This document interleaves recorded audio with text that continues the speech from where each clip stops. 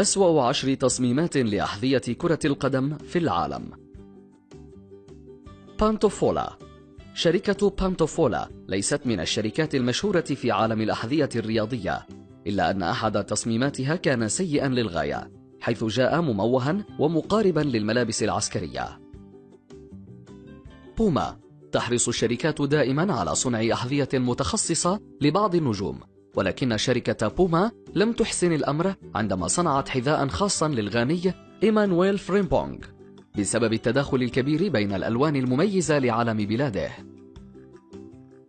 أديداس. الشركة الألمانية العملاقة في مجال الأحذية الرياضية صممت حذاء غريبا حمل اسم سامبا برايمكنت بتصميم سيء للغاية، حيث يظهر الحذاء وكأنه قطعة من الصوف إضافة إلى عدد كبير من الألوان المتداخلة في تصميمه.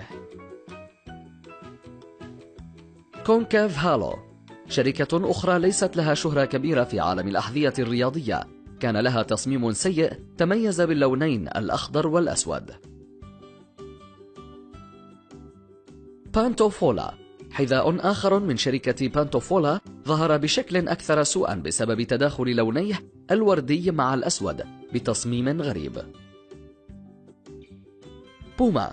أيضا حذاء آخر أكثر سوءا من تصميم بوما، والذي تسبب في سخرية كبيرة من الشركة، فالمثير للدهشة أن هذا الحذاء ثلاثي الأبعاد لا يتمتع بأي ميزة من الناحية الفنية في مجال كرة القدم، إلا أنه سوف تحصل على نظارة خاصة للرؤية ثلاثية الأبعاد عند شرائه لترى جميع الرسومات التي يحتوي عليها هذا الحذاء. أديداس. حذاء في منتهى السوء من تصميم أديداس حمل اسم أديزيرو ياماموتو، ولاقى فشلا ذريعا بسبب مظهره الغريب، فالتنين الموجود على هذا الحذاء من تصميم مصمم الأزياء الياباني ماموتو، ويرمز إلى تحقيق النصر والحماية في الحروب في معتقدات اليابانيين الدينية. بوما.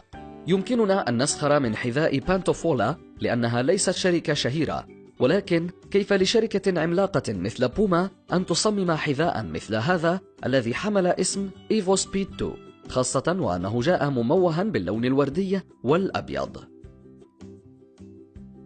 كيلمي. شركة كيلمي صممت حذاء أطلقت عليه اسم سواروفسكي، ولكنها لم تحسن تصميمه على الإطلاق، حيث يظهر الحذاء باللون الأحمر بالكامل ومغطى بالعديد من الجواهر الصغيرة اللامعة التي شوهت مظهره. فيلا. لم تكن شركة فيلا الكورية على صواب عندما صممت هذا الحذاء الذي يحمل اسم رينبو، فهذا التصميم المليء بألوان قوس قزح واجه فشلا ذريعا من الناحية الاقتصادية والعوائد المادية على الشركة الآسيوية، ومن المؤكد أن هذا التصميم البشع جعلها تفكر جديا في عدم اقتحام عالم كرة القدم مرة أخرى.